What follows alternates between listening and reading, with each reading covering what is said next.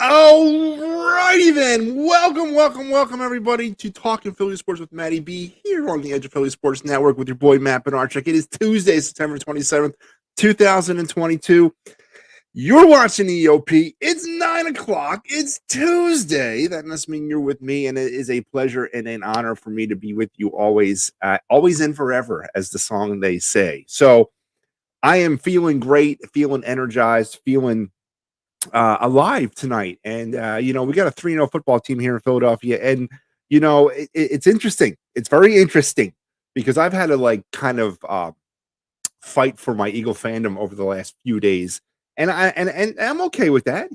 I'm not going to sit here and say that I have not been Howie Roseman's biggest enemy, nor am I going to sit here and lie to you and say that I think Howie Roseman is a good GM, and then I'm not also going to sit here and lie to you that I picked the Eagles to go 8-9 in 2022. I'm not going to lie about any of that.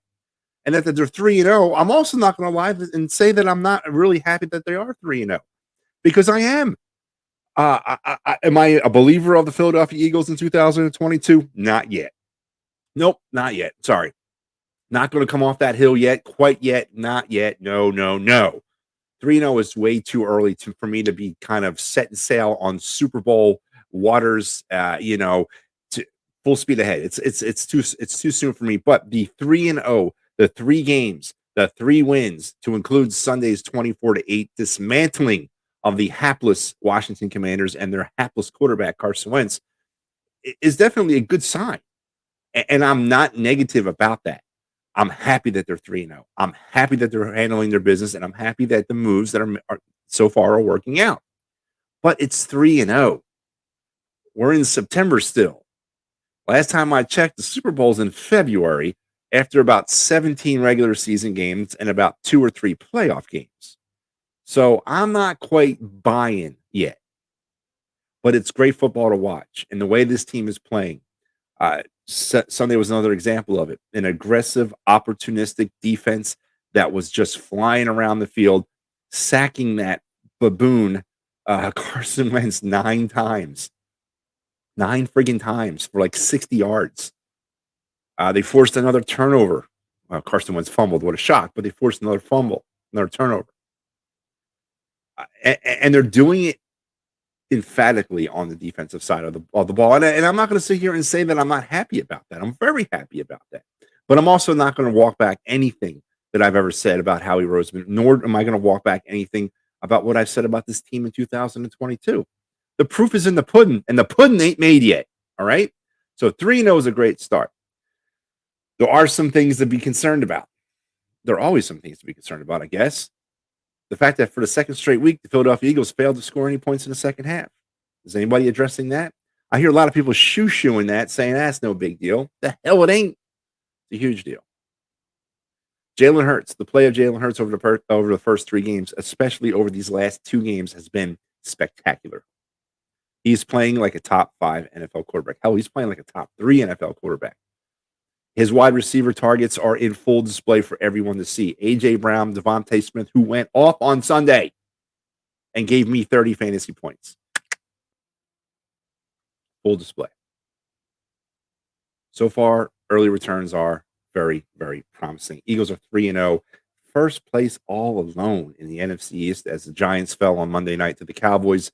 So that means the Eagles, by virtue of not only 3-0 overall, 3-0 in the conference, and now 1-0 in the division. So essentially a 2-game cushion over the, Dallas Cowboys. So I'm feeling good, and I have every right to feel good, but I'm not walking anything back. Because do we remember 2016? Do we remember that? Turn the clock back a little bit. 3-0 after week 3. Just a blowout at the hands of the Pittsburgh Steelers. Then rookie Carson Wentz was the greatest thing since sliced bread. The Eagles would go 3-10 the rest of the way in 2016, finishing the season 6-10. So there's a precedent there. Now, granted, it's not the same team, not the same era, not the same coach, none of that. But I'm not going to walk back anything I said after 3 lousy weeks of football. But I am going to get excited because what they did on Sunday against the Commanders was exactly what better teams do to lesser opponents. They handled their business 24-8. Boston Scott accounted for 2 of the 8 points with the safety. So Carson Wentz managed 1 touchdown drive, I believe, in the entire game. And I'm not sugarcoating it. There was no, well, if the ball would have been dropped there or if it had been caught there, if Devontae Smith's catch was ruled the catch, not ruled, it should have been. I'm not going to go there. The Eagles blew the doors off the Commanders. There is nothing else to say about that. Washington's front 4 or their front 7, their offensive line stinks. Their quarterback is garbage and toast. Their coach is probably on, I don't know whose seat's hotter right now, his or Frank Reich's, but his seat's probably warming up pretty good too. All in all, a great day. An awesome day. An Eagles victory. So for those of you out there who expect me to walk back anything I've ever said about Howie Roseman or about my stance on this year's team, you're going to have to wait a lot longer because I'm not doing it. No, I'm dying on that hill. At least until something else is presented to me a little bit more concrete. So yeah, I'm enjoying it, man. And I think I have a right to enjoy it. I do. It's a great day. It's a great day. Jonathan says, what's up, man? Jonathan, how are you tonight? Folks, we got a busy night on the pod. So as I'm kind of waxing the Eagles up here a little bit and the Commanders, not going to have much time to really get deep into that. I'm going to do that over the next 10 minutes. And then here in about 10 minutes, Tony Wiggins of Locked On Jaguars is going to come join me, and we're going to talk very briefly. We're going to get into the Eagles-Jaguars as I expect this game, folks. This is a trap game for me. The Jaguars are playing some good football right now. They've outscored their opponents 62-10 in the last 2 games, to include a 38-10 destruction of the Los Angeles Chargers, who I've picked to go to the Super Bowl out of the AFC. So I expect this game to be a little bit more of a test for the Eagles against a very loose team, against a team that's playing with house money, against a team that has absolutely no expectations. They better start scoring some points in the second half. But he's going to join me here in about 10 minutes, and we're going to talk some Eagles, Jaguars. Then we're going to get into some Week 3 NFL picks. I'll tell you how I did. Kind of go into some Week 4 projections for me, and then we're going to mix in some Phillies and Flyers as a very busy night here on the show. As you can see behind me there, the Phillies game is ongoing. And we're entering an extremely busy time of Philadelphia sports. 3 of the 4 teams right now are in action right now. Not like right now. 2 of the 4 are in action tonight. But 3 out of the 4 overall are in action right now. And the Sixers are breathing down everybody's necks too. So very soon we'll be a 4-for-4 town again. And that's a great time of the year. Great time of the year. And I'm looking forward to every bit of it. So tonight we're going to kind of get this show going hot and heavy. And Al says, I got the crow baking in the oven. Okay, Al, and I like it medium well, if that's what you're asking. Because I've seen nothing at this point.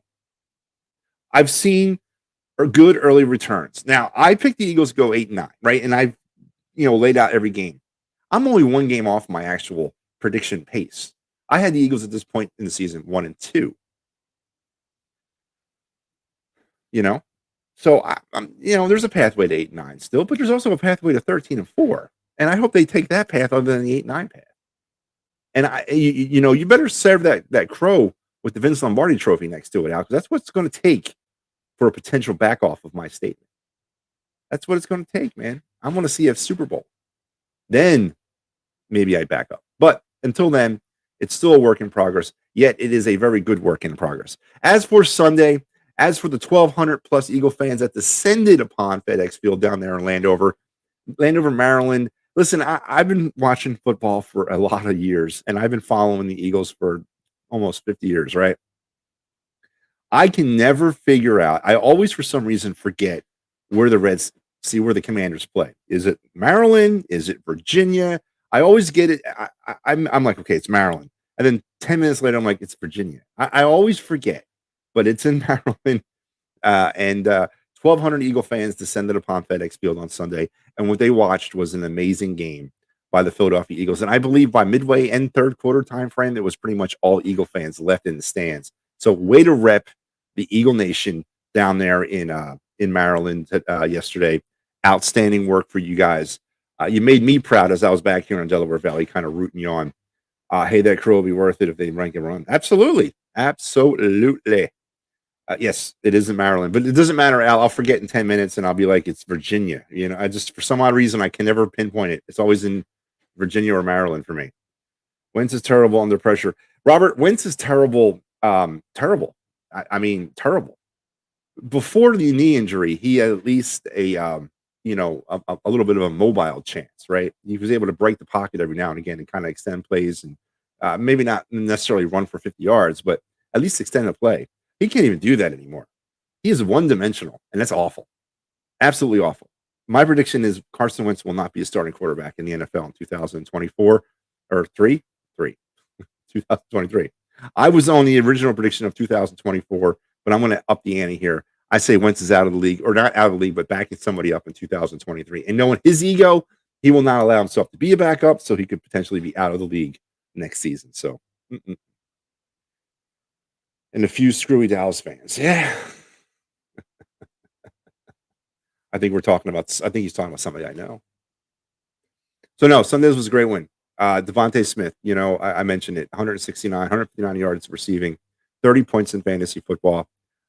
Just the way that that Hurts continues to progress in that I'm going to break the pocket, but I'm not necessarily going to look down the field and run or put my head down and run. I'm going to break the pocket, but I'm going to continuously search down the field and give these targets that I have, these A.J. Browns, these Devontae Smiths, these Dallas Goederts, Zach Pascal, Quez Watkins, all those guys an opportunity to try to get open because I got good wide receivers now, and I owe it to them to try to keep the play alive as much as I can with my feet in order to hurt the other team with my arm. Then at the very last possible moment, if nobody is open, boom, then I have that other option, run. And that is something that Jalen Hurts lacked in his game last year and in a little bit in 2020 that we saw him. So far through at least two of these games, because week one, it was weird because he was still doing that. But in week 2 and 3, you can see it. His head is up the entire time and he's looking down the field. And it's a beautiful, beautiful thing to see. That's what you want to see from a mobile quarterback. A mobile quarterback that knows he's really lethal with his legs, but he can also be as lethal with his feet or with his arm. And that's what we were seeing on Sunday. That's what you saw against the Vikings on Monday night. And that's what we need to see from him going forward. One, for him to get that big payday franchise quarterback nonsense, and also for us to win some more games. So kudos to Jalen Hurts. Another outstanding game by him. And as I mentioned, he's working his way up that list of top 3, maybe top 2 quarterbacks in the league. Right now, I don't know if there's a quarterback in the NFC that I would take over him. Obviously, you look at Allen in the AFC and Mahomes in the AFC, but in the NFC, I'd be really hard-pressed to pick a quarterback that's better than him right now. As far as the other targets, the other weapons, what can I say? The A.J. Brown trade right now looks to be just an amazing trade, an amazing draft day move by Howie. It looks to be amazing. He's a beast. He garners so much attention out there that it opens up everything else for everybody else. Devontae Smith just leaping everywhere, making great plays all day long. Now that play on that down the sidelines where it wasn't a catch. Come on, it wasn't. I don't care, man. It was a hell of a play. It was a hell of a play. So he's getting that. He's getting that. The offensive line is starting to play a little bit better. They had Joel Malata had a better game. The best game he's played all season was on Sunday. The unit itself, the offense is playing well. And the defense, what can I say about them? Just in Carson Wentz's grill all game long. Brandon Graham, Fletcher Cox, some of the guys that you want to see get going on this team finally got going on Sunday against a pretty bad offensive line in Washington, but also in a pretty bad quarterback in Carson Wentz. But I'm not going to sit here and kind of downplay it. They're in the NFL. They're an NFC East team. We got to play them twice a year. We did what we had to do. It's almost like I'm up here explaining why it's so. It's not a necessarily bad thing that the Phillies were feasting on the Marlins and Nationals all year. They're in the schedule. I don't know what you want them to do. So a dominating performance from start to finish by the Philadelphia Eagles en route to a 24-8 game victory. But what is going on in the second half? What is up? Second week in a row. I don't think I've ever remember an Eagle team in history that's gone 2 weeks in a row with putting up no points in the second half.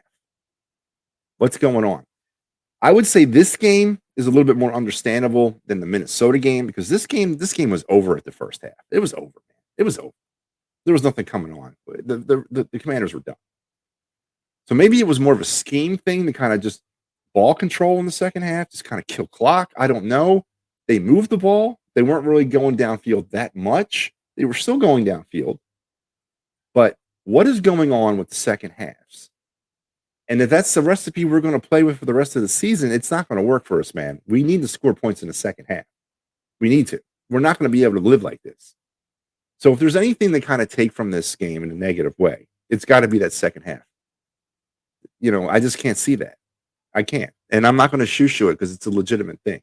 Very legitimate thing. We gotta start scoring some points in the second half.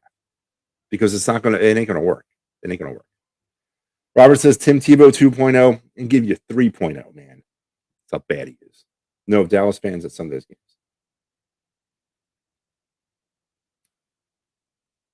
This Sunday's game? How good does it feel to have a great receiving core and a solid defensive backfield?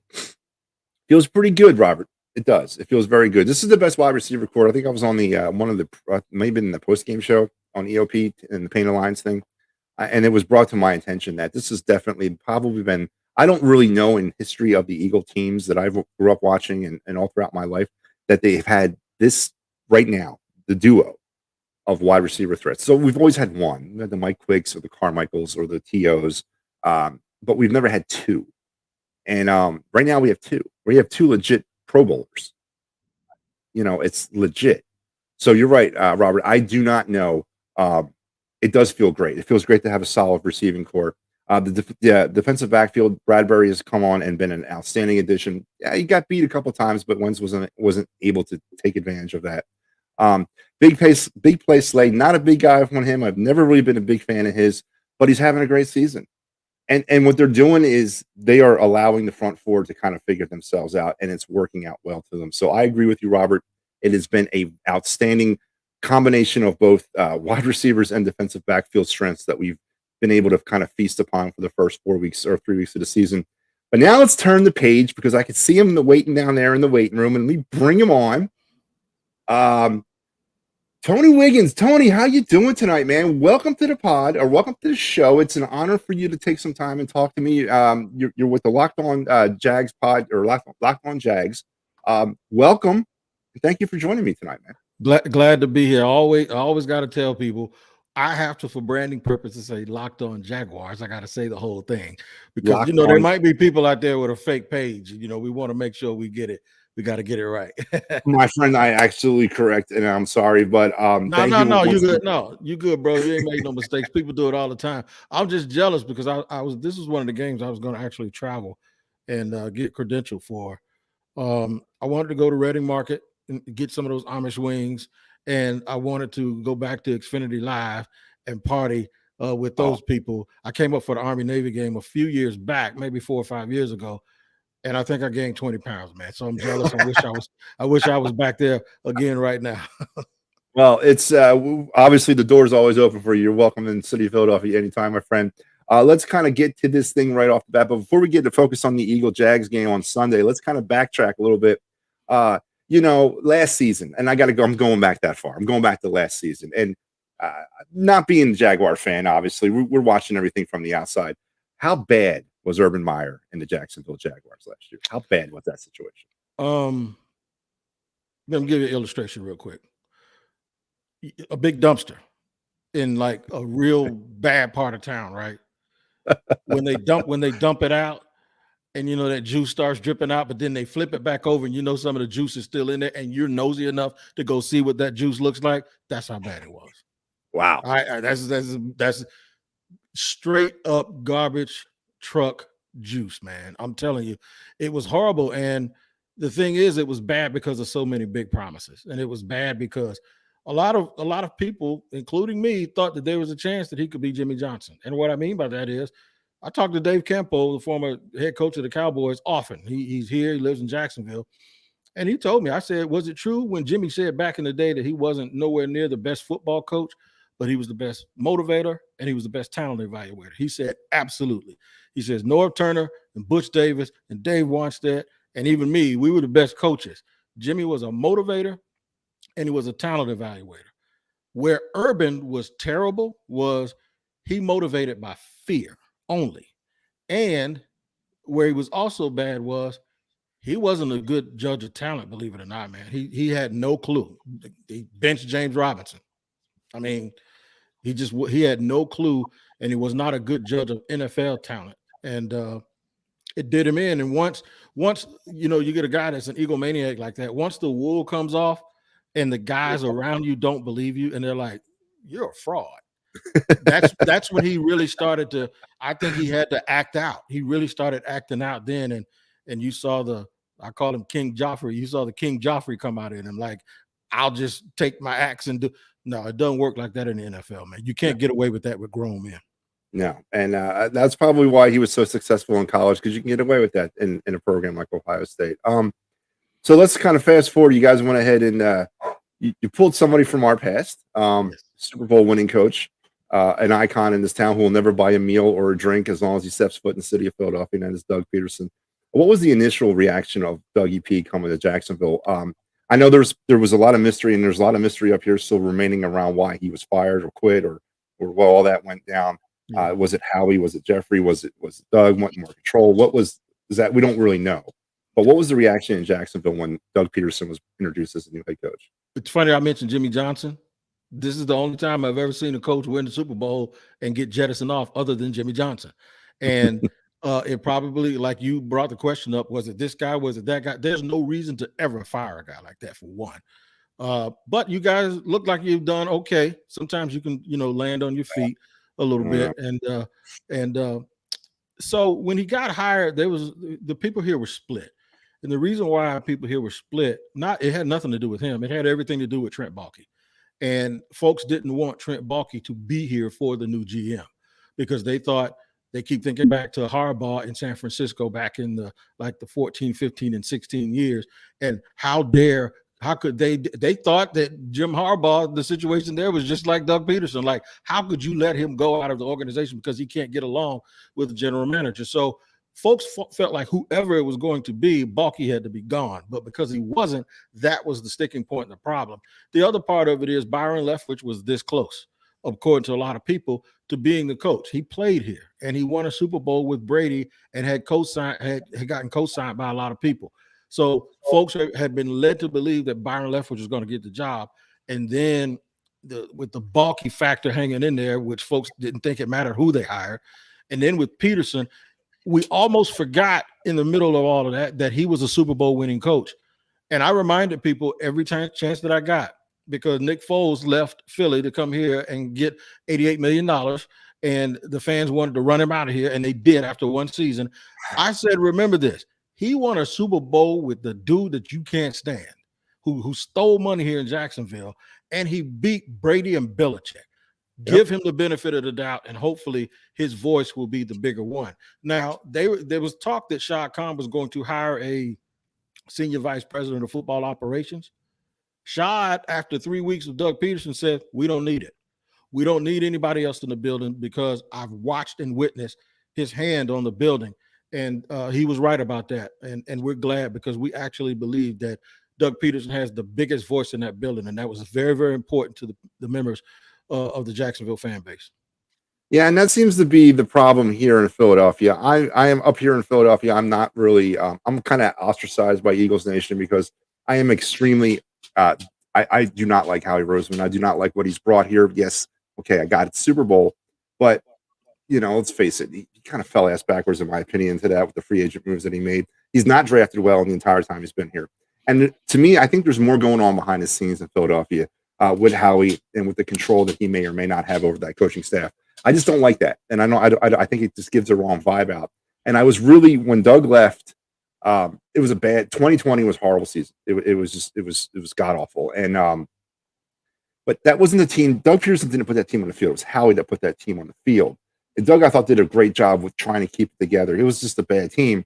And then all that about, no, I want more control. He can't get more control. I'm in charge. No, you're in charge. I can't do that. And then it just all kind of came to a head here. And then we got Nick Sirianni, and obviously, we're working through that. But I never was really on board with the firing of Doug Peterson. I thought he deserved more time. As you mentioned, Super Bowl winning coach, he deserves that. He deserves that time. So you definitely, in my opinion, got a good head coach. We did. And for you guys, it's probably a situation also where he's one of y'all. He coached there under Andy Reid. Yeah. So he understands He He played understands here the too. fiber. Yeah, right. So he understands the fiber. Hopefully you don't hear that. I don't know what that is I hear. Hopefully you're not picking up any of that. But No, I don't. he understands the fiber and the fan base and the essence of all of that. So for him to be on the market was a blessing. So I was in the press conference with him the other day, and they were asking him about that. And he talked about how he was a part of a special moment for the city, and how he is very familiar with the fan base and he knows it. So folks are asking him, you think they'll boo you?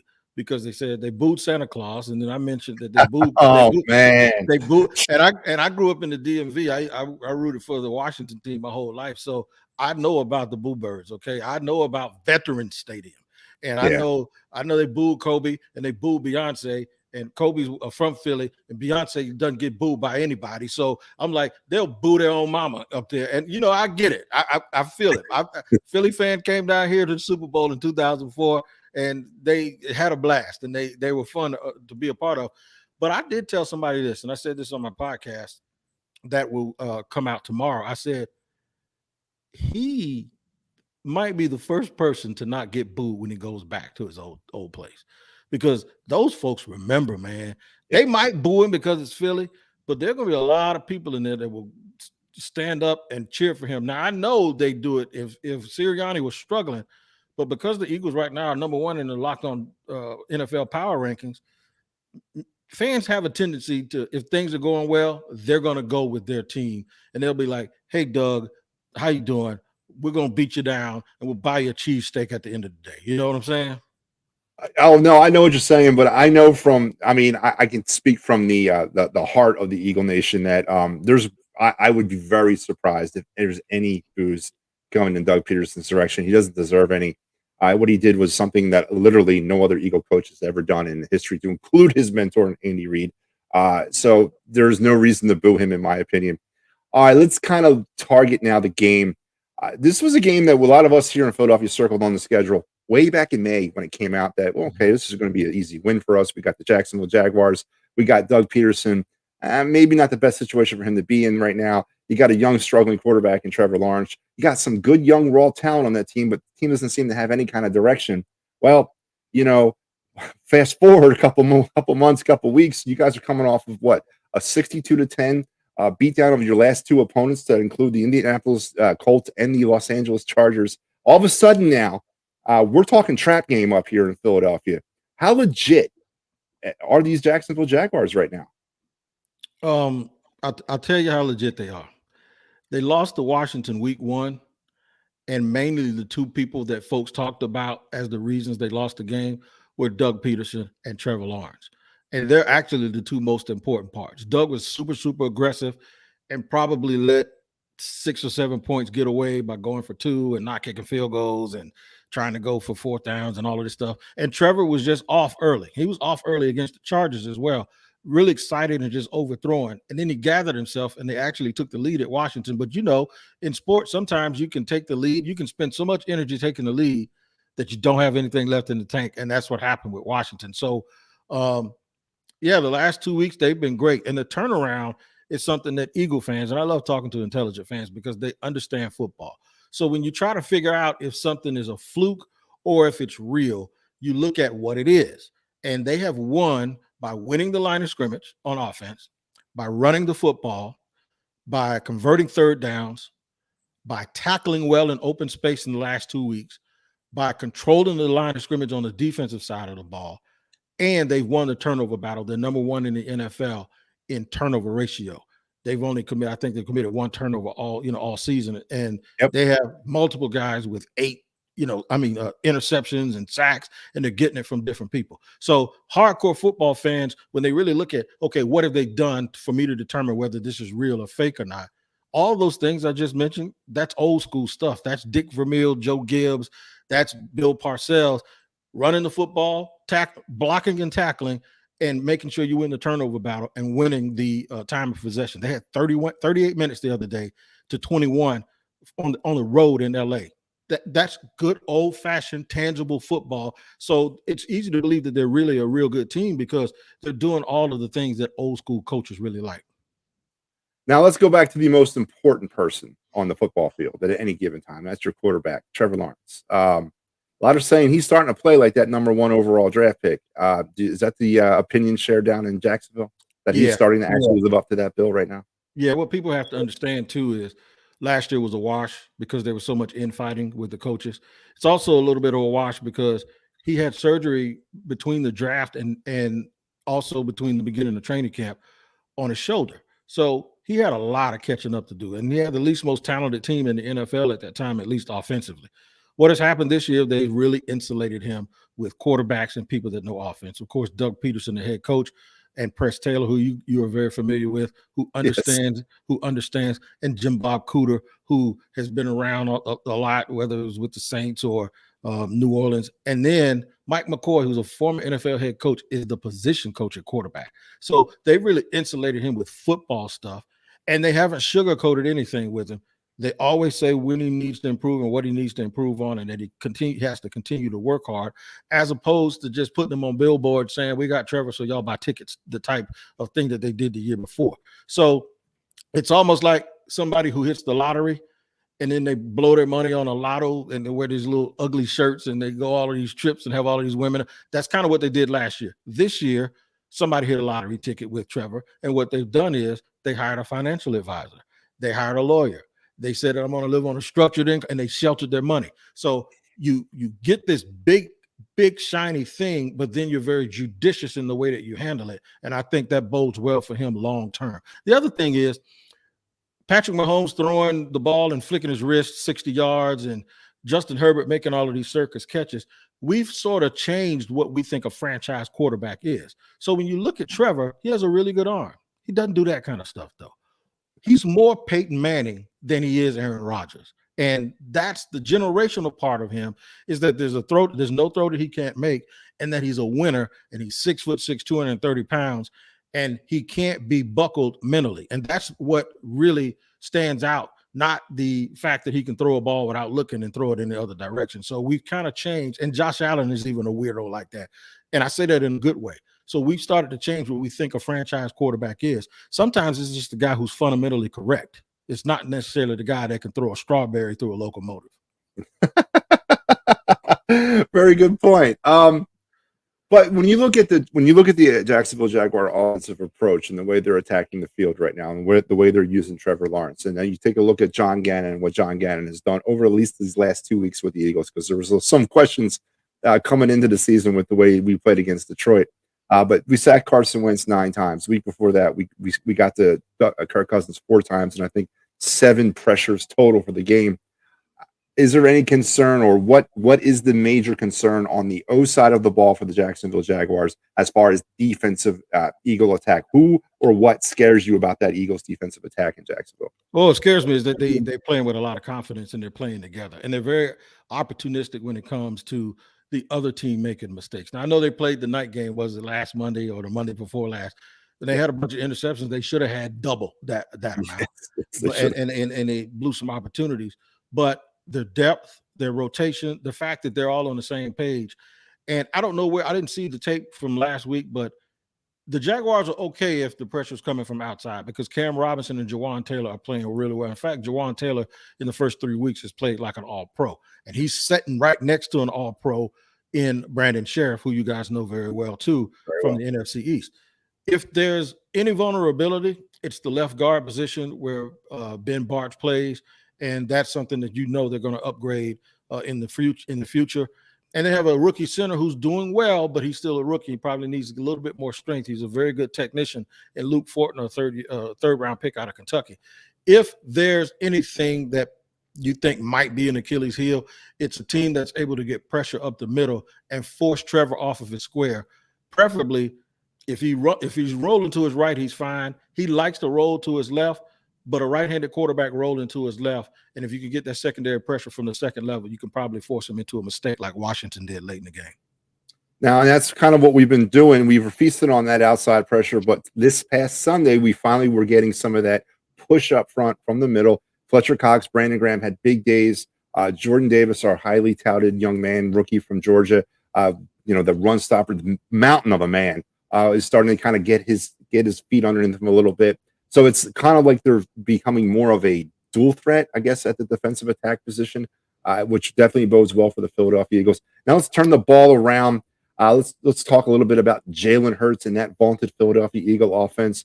A.J. Brown, Devontae Smith, Quez Watkins, Zach Pascal, Dallas Goedert, a multitude of targets for Jalen, who's now playing over the last 2 weeks like he's I don't know, like he's like literally the best quarterback in the National Football League. What can Jacksonville do, if anything, to stop Jalen Hurts or to contain his weapons? Well, they're big up front. Jacksonville's a huge team up front.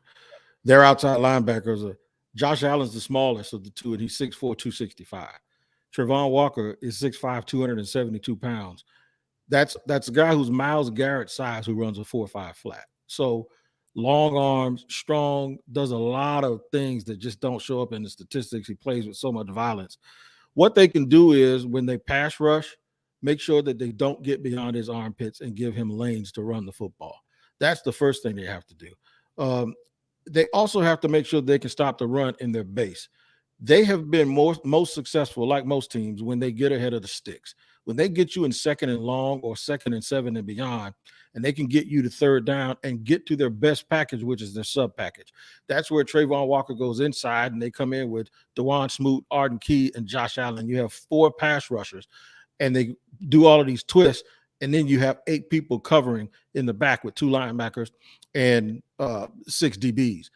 If they get to that set, and if Jaguars score early and then can get to that set more often, and make sure that they play sort of a gap and hole where even with their twists and stunts, they don't allow Jalen Hurts to have lanes and avenues to take off and get cheap first downs. I think the Jaguars will be in the game in the 4th quarter, and then it may come down to something like special teams.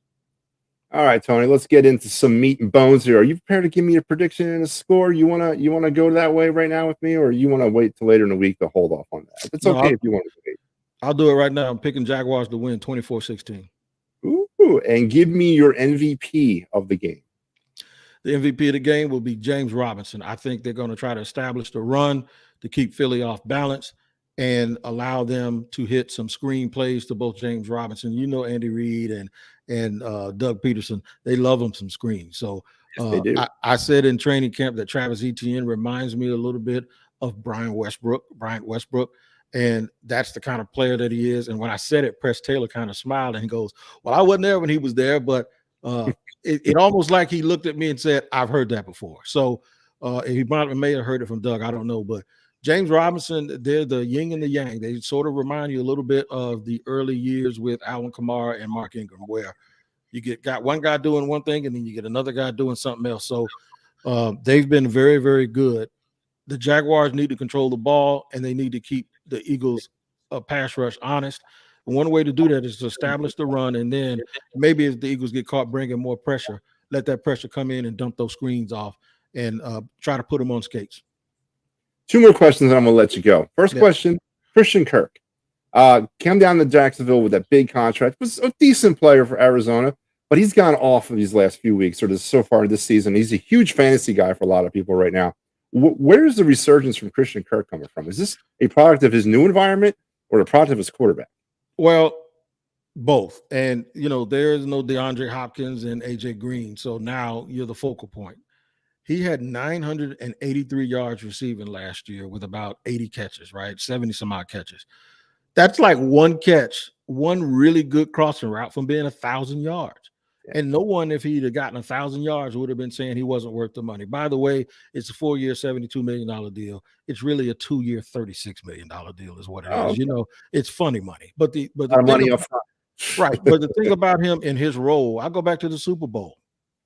Doug Peterson was throwing to Nelson Aguilar. Yeah, that Nelson Aguilar, the guy who was catching the babies out of the building, was like, Aguilar needs to. Yeah. So the thing is he's better than that. He's better than that. And he was on his first contract, and the guy averaged like 700 yards receiving. So you take him and you put him in a Doug Peterson offense in that slot where he can separate, and they send him on deep routes.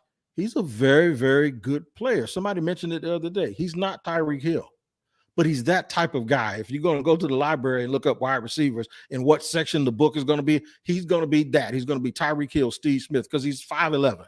So, right. But he's 5'11" and he's fast, and he runs like a running back once he catches the ball.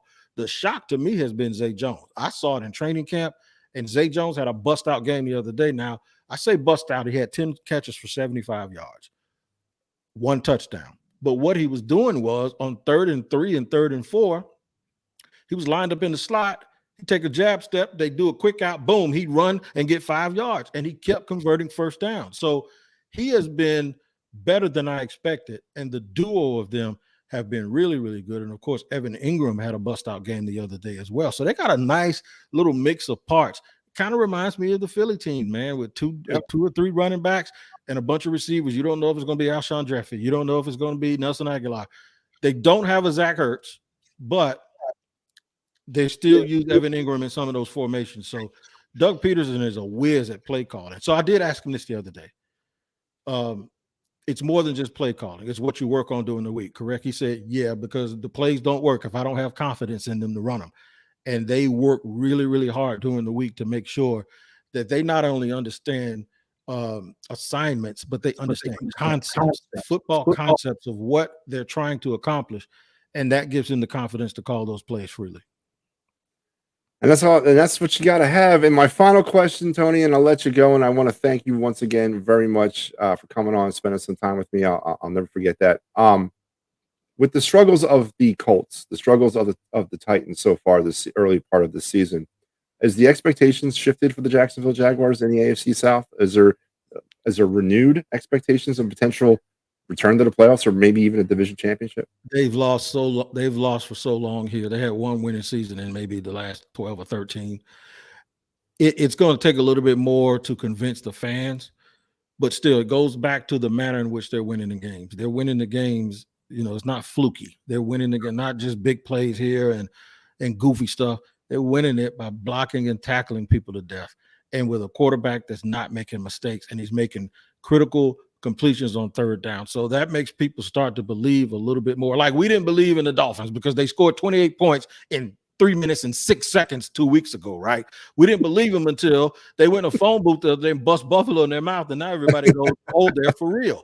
So the Jaguars have sort of been winning games by just busting people in the mouth and not with fluky things happening like punt returns and punt blocks. So that has made the fans believe a little bit more.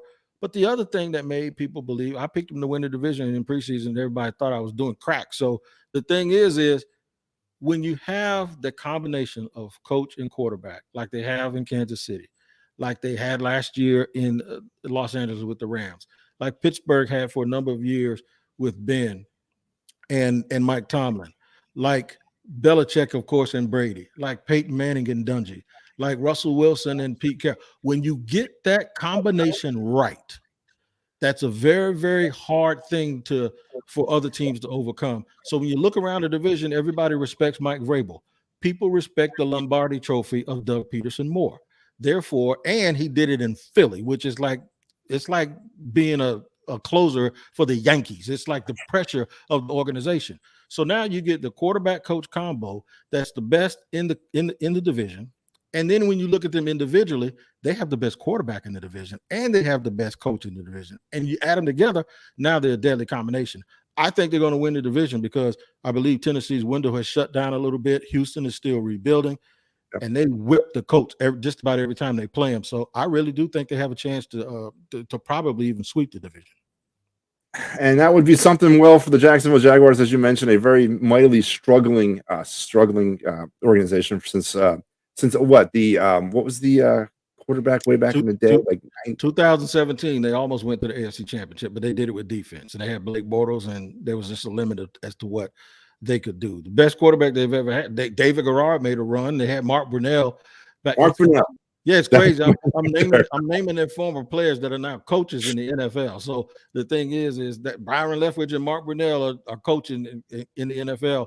There just hasn't been a lot, man. There's been Fred Taylor, Jimmy Smith, Tony Baselli, Maurice Jones-Drew, Keenan McCardell, but there hasn't been a lot for this team to talk about. And now it seems like they're all on the same page, and maybe they've turned a corner, and we can have that consistency. I always say what you need is Tony Dungy, Andy Reid consistency. You need to be able to compete, win 10 or 11 games every year, and at some point during that run, you're going to have your shot. And I think that's what we're trying to build towards. And that's what we're trying. And that's my point here.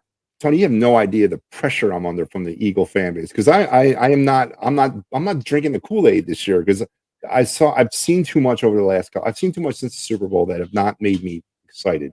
And I want to see that Andy Reid. I miss that Andy Reid consistency. I miss that every year for 13 years. We had a shot every year.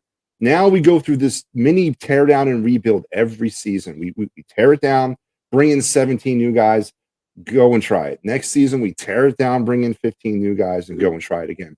I just don't think that's consistent winning. And I was told by a younger person in the industry that that's the way the NFL is now. I disagree. You still build teams through the draft. You still build strong, young foundations and core players. And then you add depth through free agency and all that. That's still how you're doing it. No one's going to be able to tell me anything different about that. I agree with you. You need a good coach. You need direction. You need someone who either has a good quarterback or is able to develop. I will give Sirianni this credit. He has developed Jalen Hurts. So, and he didn't quit on him and give up on him and trade a million draft picks like San Francisco, and then have a quarterback that probably still isn't worth all of that stuff you paid for him. And what they've done is they've you said they haven't drafted well, and I'll take your word for it. You know who didn't draft well for a long time? The Patriots. They just had a way of doing business and a way of doing things, and they knew how to cherry pick in free agency and supplement Tom Brady. And then some of the guys that they had on defense who were lifers, like the Teddy Bruschi's and the McGinnises and the Devin McCoy. You're going to need those core guys. You can miss on some people, but the ones you hit on, Seattle was the same way. They missed on a lot of first-round picks, and they got a lot of guys in the 4th, 5th, 6th, 7th round that were in the Legion of Boom. So they have to be able to do that same thing. You can't miss in free agency and miss in the draft. I think A.J. Brown, that addition, along with Devontae Smith, those receivers personify Philadelphia. And I go back to watching Fred Barnett and Mike Quick. There's all teams that always have had an identity in Philadelphia, whether it's Jerome Brown and Seth Joyner and Reggie. Teams that have an identity and know who they are, and it always helps if those teams can personify their fan base. That's a good deal. And I think right now we're onto that, and you guys are onto that, and I'm looking forward to the game on Sunday. So am I, Tony. Before I let you go, why don't you tell the folks out there where they can find you and what you're into? Two Twitter websites, at Shop Talking Wig, the one you see on the screen, or the Locked On Jaguars page. It's at Locked On Jaguars. YouTube, the Locked On Jaguars podcast page, and then everywhere else you get your podcast. If you're into the audio, you can find us. We're free on all platforms. And when I'm not doing this, I've been a barber for 30 years, and I'm hanging around in a barber shop. So in there cutting hair, and I don't like talking sports in there because everybody knows I do this for a living, and they come in and want to have an episode of First Take, and I can't stand it. So I'm like, if you don't keep your head still, you're gonna be bald headed. So the thing is, man, I'm looking forward to the game on Sunday, man, and hopefully it'll be, a good contest regardless if we win or lose. I agree, and please come back. I want to have you back on throughout the season. I want to get your takes as we move through this. This was a great. I enjoyed this. Thank you very much. I enjoyed it too, and just hit me up, man. You got it, no problem. All right, Tony. Tony Wiggins from the Locked On Jaguars podcast. Locked On Jaguars. Wow, man, that was really good. That was awesome. That was really, really good. I enjoyed it, man. He kind of cut it up, man. So a renewed sense of excitement down there in Jacksonville. And I agree. When you look at the quarterback coach situation, and when you have a great quarterback and a great coach, that personifies winning. That's what you build Super Bowl champions on, typically. I mean, there's those outliers like the 85 Bears or the 2000 Ravens that did it on defense. But for sustained success and winning, it's always that quarterback and coach. And, I remember when Doug was first hired down there. It was Kyle Quinn, I believe the guy's name was, here in Philadelphia, said that Doug was going into a really bad situation in Jacksonville. And I disagree. I thought Doug was going into a great situation in Jacksonville because it was house money, no expectations. He was coming as a Super Bowl winning coach to a team that hasn't won crap in 15 years. What's so bad about that? I don't think there was a timeline on when they wanted Doug to win. And Doug's been able to beat Doug. Now, Doug leaving here, split down the middle, was Doug's fault? Was it Carson? Was it Howie? That was just a mess, right? 2 of the 3 left. All 3 of them should have left, but 2 of the 3 left, and then we're where we are right now. And so Tony cutting it up, man, that was really good. That was awesome. I like that, man. I like that. So I want to thank Tony Wiggins for coming on with me, man. That was really good. Have I said that was really good? I'm gonna get some of these comments. I kind of let some of them go as I was talking to him. So Jonathan says I want to see Hurts get MVP. He got potential. He does, and he's playing like an MVP. And if he keeps this up, definitely going to be an MVP. Pat Bernard says, "What's up, bro? What's up, Pat?" The defense seems to relax in the second half too. Yeah, Robert, I didn't get around to asking Tony that question about the Eagles. Some reason for them not scoring any points in the second half, and obviously this is something that needs to be addressed. And a team like Jacksonville, again, trap game. This thing's got trap game written all over it, folks. A lot of people thought it was Sunday in Washington. To me, it's this week. This is trap game all over. It's emotions, man. Oh, Doug Peterson's back, and no one's going to boo him. Absolutely not. No one's going to boo Doug Peterson when he comes onto that field on Sunday. It's got trap game written all over for me, man. Trap game. Hey, what's up, Mike? Jacksonville got a good one, Peterson. He does. Yeah, and I agree. What do you think the difference of Lawrence is so far? He's much improved. And, I'm going to go off of what Tony said, Joe. I think it's coaching. It's the stable environment. I mentioned in the beginning of my little talk with him, I wanted to kind of get a vibe or a temperature check of the Urban Meyer disaster and how bad that was down there. You're not going to be able to throw a rookie quarterback into a situation with like Urban Meyer last year and expect him to do anything other than survive. And now he's actually starting to learn how to play quarterback. Press Taylor, Doug Peterson, they did it with Carson Wentz, so they can do it with Trevor Lawrence. And I think Trevor Lawrence is a better quarterback than Carson Wentz. Got better tools and a better potential than Carson Wentz ever did. So yeah, it's coaching. It's straight up coaching and a stable environment for him. That's totally why Trevor Lawrence is succeeding, in my opinion, thus far. Tons of love for Dougie P here. I agree. And Robert says, Chase Utley, no booze. Absolutely. That'd be like us booing Chase Utley when he comes back. There's no way that's going to happen. Absolutely. Love Doug. Trevor Lawrence reminds me of Sunshine. I was actually thinking about that today. He does remind me of Sunshine. He does. He does remind you of Sunshine. What's up, guys? We're going to stop the 1-2 punch of James Robinson and Travis Etienne and get in the face of Lawrence in order to win the game. Yep, I agree. Slay loves the screens, too. Now, he was mentioned that Doug Peterson, obviously being an Andy Reid disciple coming from that coaching tree, the screenplay is tip of the iceberg. That's their go-to play. That's their bread and butter. It's their safety net. That's their we need some yards. Let's do a screen. We haven't been able to really run screens.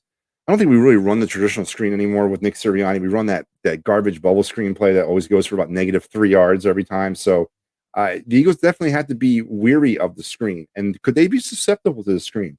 Is John Gannon's over pursuing now of quarterbacks, his over aggressiveness at defense, does that set up screen game environment for them? Is that going to be what Doug Peterson uses to kind of exploit that? You get the over pursuing Eagle defense and you throw a screen at them and you get it from about 17, 18-yard play. It's definitely something's going to have to be kept an eye on heading into this game. A lot of this guy's really, he was awesome. He was awesome. Just as he agrees with you, Matt, Jags is the perfect place for Doug and he's good for Lawrence. Yeah, absolutely. I think that was the best place for him to go to. And when he got hired, I was very happy. All right, so we talked a little bit about the Commanders and Eagles. I am on board. All right, let me just kind of preface this, say this, put this damn thing to bed right now. I am on board with what the Eagles are doing right now. Am I on board to the point where I'm going to go buy my Super Bowl ticket and then, get my Rihanna tickets and all that for halftime? No. Am I on board as where I'm going to get, my spot down on Broad Street for the parade? No. But I'm on board. I've always been on board. I'm an Eagle fan. But I don't believe in the culture that Howie Roseman brings here. I don't long term. I don't. Howie Roseman's a cancer. He's a toxin to this team and this organization. You're not going to tell me 3 wins, no matter how dominant they've been, especially the last 2, are going to tell me otherwise. Howie Roseman is a cancer, and he's a toxic person. He's toxic, and I don't like the way he does business, and I think we're a laughingstock around the NFL. But we're playing well. I mean, I don't know what you want from me. We're playing well. But I'll never get off that. I don't like Howie Roseman, and I don't like what he does, and I don't like him as a GM. I don't care. I don't. So I'm enjoying this, but we're not nowhere near end here. We're not even at the first quarter yet of the season. So let's enjoy it. And I am enjoying it. But pump the brakes. So we talked about some Commanders. We laid down some Eagles, Jags, and now, folks, I gotta show you my week 3 picks. Wasn't a good week for me again. Another kind of half-hearted week for me. I've been really struggling this year in picking games. It's been a weird year for me. I think it's been a weird year in the NFL overall. I was 9-7 in week 3. Now I've overall now for the season, I am 23-24, one game under 500, 3 weeks in. Let's jump into my very quick week 4 picks, and let's talk some Phillies and let's talk some Flyers real fast, and I'll wrap things up. We're going to start with the Miami-Carolina game on Thursday night. Listen, here's the deal. I am, in no way, shape, or form going to pick the Carolina Panthers to win this game. Just not going to do it. Miami's just a better team. Give me Miami. On the Sunday, Minnesota, New Orleans. Got a vested stake in this. New Orleans needs to lose, and they need to lose every week. Give me Minnesota. Cleveland and Atlanta. Just not feeling Marcus Mariota, another garbage team, playing against a garbage team in the Cleveland Browns, but I think Cleveland's better. Washington and Dallas. Boys, Snooze Fest 2022 about to happen in Big D this weekend between two really bad teams. The Cowboys stink, man. So do the Commanders. But give me Dallas. Yeah, give me Dallas. I need to start picking some winners here, folks. I would never say Dallas ever, but I need to start winning some games. So give me Dallas. Seattle versus Detroit. Not a Geno Smith fan, not a little bit. Give me Detroit. Tennessee and Indy. Something's got to give here, huh? One of these two teams has got to get it back on track in this game. Give me Tennessee. I think they get on track, and I think Frank Reich is starting to sweat it out bad down there in Indianapolis starting this week. Chicago and the Giants. Give me Chicago. How are the Giants? How were they 2-0 going into this game last night? They're horrible. Horrible. Give me Chicago. The Jets and Pittsburgh. Come on, Pittsburgh. Buffalo and Baltimore. Another good game. Another marquee game with Buffalo this week. Give me Buffalo. I think they get back on the winning track. They definitely do. Chargers and Texans. Again, I think the Chargers take some revenge out on the Texans. Give me the Chargers. Arizona and what was that? Arizona and Cleveland? What was that? Arizona and what was that? Arizona, Carolina. Give me Arizona. New England and Green Bay. Give me Green Bay. Denver and the Raiders. I like the Raiders. I like the Raiders to finally get their first win. What a shock that's been. Kansas City and Tampa. Give me KC. And the Rams and Niners. Give me the Rams, which leads us to the Eagles and Jaguars. And I'm going to take, you know what, folks? I'm taking the Eagles. Yep, I think the Eagles win this game 31-27. I think it's a high-scoring affair. I think it goes back and forth. It's a very exciting game, but the Eagles will win, and they will go 4-0 to start the season. Yeah, that's right. I'm saying it. So, take it to the bank. I like the Eagles in this game. I think it's going to be back and forth, and I think the game will hang in the balance pretty much the entire way. And if the Eagles can come out and start scoring some points in the second half, they should be okay to win this game, but they're going to have to play both halves of this game. They're not going to come out and punch Jacksonville in the mouth and expect Jacksonville to go away at halftime. They're going to have to come out and play two halves of football, and that means scoring in the second half. But I like the Birds in this one, 31-27. Eagles will go 4-0 to start the season. That's where I'm looking at week 4 and everything else. So that is it. Now let's really quickly gravitate over to the Philadelphia. Let's go to the Flyers first. I'll tell you what, we'll do that. Flyers are playing right now, actually. They're in Buffalo playing the Sabres in their second preseason game of the season. They got off to a winning start on Saturday night in Philly against the Bruins. And, as we are getting closer to this thing, in October 13th, I believe, is their first game against the Canucks, the Devils. The fire truck thing and all that. I said this back in the summer when we didn't go after that bad free agency move and the nothing that they did, right? I kind of understand what Chuck Fletcher's plan is. I do. There's a lot of vested draft capital that's already with this organization. It's been over the last 5 or 6, 7, 8 years. We don't know much about them. Remember when Ron Hextall was GM? That's right. We're going back there. Ron Hextall had this problem with playing young players. And Carter Hart was stuck in the minors there, languishing until Chuck Fletcher came. Remember that? So there was a lot of stockpiling of draft talent. Whether or not that's actually been talent, some of it hasn't, right? We already know that he hasn't drafted well. We're not going to go down that road. We understand that.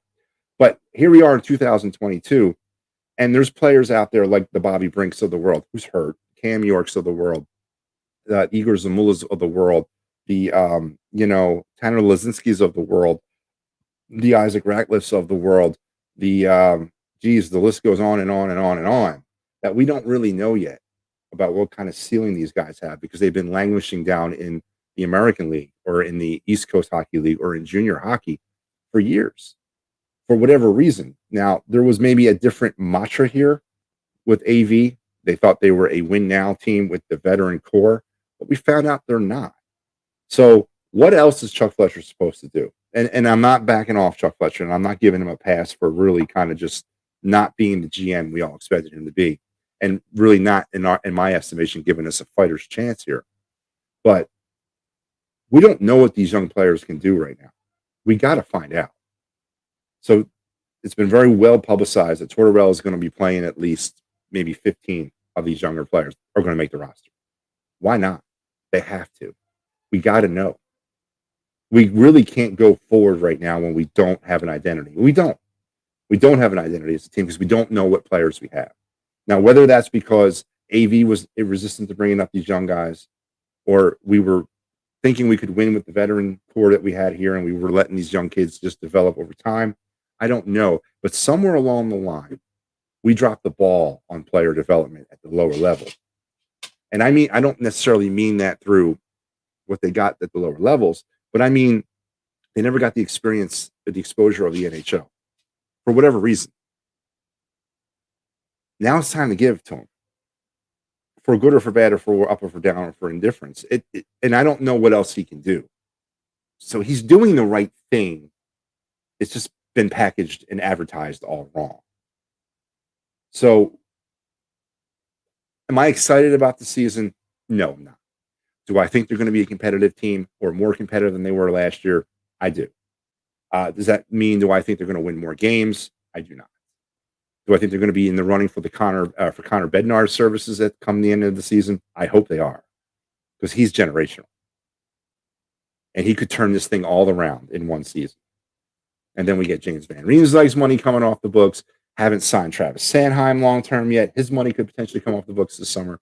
Things could definitely go from, to very exciting in one season when we get some draft or some cap room, and then a potential 1 overall pick in Bednar. So am I excited about seeing these young players play this year? I am. I want to see what these kids have. I've worked with hockey players. I've worked with in the AHL before. I know some of these guys personally. They want to play, and a lot of them are definitely skilled enough to play in the NHL. They deserve their chance, but some of them have been stuck in Lehigh for 2 or 3 years. Is that fair to them? Because somebody was holding a spot. Because JVR was the second right wing, or Travis Konechny was the whatever. But why? And now this year, Tortorella is going to come in and he's going to push people out. He said it the other day. I don't care who you are. If there's a younger guy that can play better, he's going to play. So it could be a very exciting season, but exciting is not necessarily going to equate to more wins. That's what I think people are not really prepared for. For those who know hockey or how to watch hockey, it might be exciting to see, but it's not necessarily going to be the exciting hockey to put people in the seats, because it may not translate to wins. It's going to maybe translate to wins 2 or 3 years from now, but this season is a foundation year. We're finally laying down some foundation work. Ron Hextall drafted poorly, but he did draft, and he acquired assets and talent and players. Those players have gone from being drafted to nowhere, stuck in the middle. Now it's time for these guys to play. It is. Accept that reality, folks, because that's what the reality of the Flyers is. It's been the reality of the Flyers for years now. Nobody ever wanted to accept that or do it, because we wanted to ride this core of veterans. We wanted to give the Couturiers, the Giroux, the Wayne Simmonses, those players their due, because they're the veterans. But those days are over now. We don't have the money to bring in free agents. We're not trading away assets right now because Chuck Fletcher's not sure what he has. So we're not going to be able to clear off any cap room. This is it. We're going to roll with the young guys this year. Could be exciting. I think it will be. But again, does that mean more wins? Maybe not. So the Flyers are off and running. And of course, you're fighting Philadelphia Phillies, who, by the way, if you right after their game tonight against the Chicago Cubs, and I can see Ruben Amaro over my shoulder. What's he talking about over there? As soon as that game is over, I'll be coming back at you with the Fight and Final as the Phillies start their final road swing of the 2022 season out there in Wrigley Field against the Cubs tonight. 3 games in Chicago, 4 games with the Nationals, and then wrapping it up with 3 in Houston before hopefully their return to the playoffs in the first time in 11 years. Magic number is currently at 8. I haven't looked at the scores tonight, so I don't know where they might be. But the magic number is currently, I think, at 8. So a lot to talk about with the Phillies as we get down the stretch run here.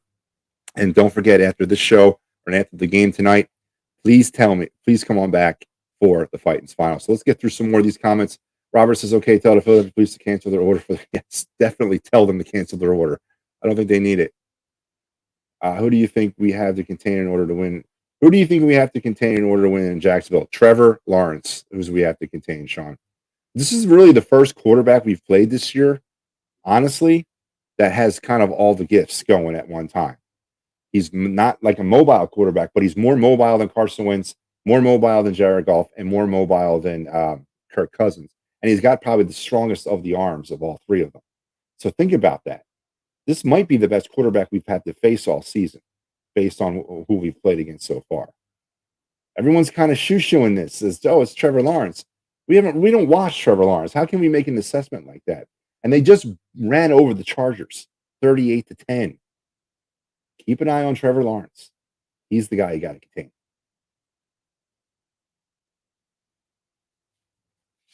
Morgan Frost, that's right. He's another one that needs to that we need to see what he really has to offer. And the Flyers are stuck in purgatory. I agree, Mike. But hopefully this is the season where we come out of purgatory. And unfortunately, what did they say? You got to break a couple of eggs to make an omelet. This is the year we're going to break eggs. And it's fun. It's a shame because we've been putting this year off for years and years and years because we've been competitive, or we've gone into seasons thinking that we're competitive. And we've gone down this steady road, but we don't have an identity as a team yet. And that's what was funny to me. All those years of, oh yeah, we're, the AV years. What was the identity of this team? No one could tell you. But yet they were supposedly a competitive hockey team that's going to win a championship. They weren't because they didn't have an identity. Now they don't have an identity. That's because they don't know who they are for real because of all these young players. So I think it's going to be a lot better than a lot of people think. But the expectation management of this is pure and simple. They're not winning a Stanley Cup this year, and they're probably not going to make the playoffs. And they probably won't be much better than they were last year, record-wise. But the product, the type of hockey, will probably be better and more exciting to watch. Again, it's going to really appeal to the hockey purists out there, but the fly-by-night fan, the ones who spend their $100 on a Saturday to check out a Flyers game, they're not going to go because they're not going to understand what's going on. So, yeah, there's going to be a lot of empty seats down there this year, deservingly so, until we get this thing turned around. But it might be some really good hockey for the hockey purists. So, and Mike says he can't wait to see all the young players come. There's going to be about 15 of them, Mike. You're going to be like, who's this guy? Where did you come from? Playing younger. Yeah, and it worked for the Phillies. It absolutely did, Robert. It absolutely 100% did. So we'll see how it works for the Phillies come on Sunday. Folks, let's take a look at the EOP schedule. Last night you had the Sully Squad and the Party on Broad. Tonight was the Kelly Green Hour. Me, talking Phillies sports with Matty B. The Birds of the Round Table. Chalk Talk is probably going on here right now. And then later on tonight, the Fight and Final, we'll talk some Phillies, Cubs, and a bunch of other stuff going on that I can't read all of everything because there's a billion things to read. So make sure you get over to the EOP and check it out. There's always something happening. Just like there's always something happening here at Dolan's Bar, the only bar in Delco. If you find yourself in Delco, go ahead and check out Dolan's Bar. And then don't forget Philly Sports Trips. This is an older slide, but obviously the Washington trip that Big Mike was on, and I know he had a good time. Their next trip is coming up in Arizona. I believe they're actually out in Chicago right now with the Phillies. They had a trip going out there. They got their next Eagles trip though is to Arizona. Go ahead and check them out.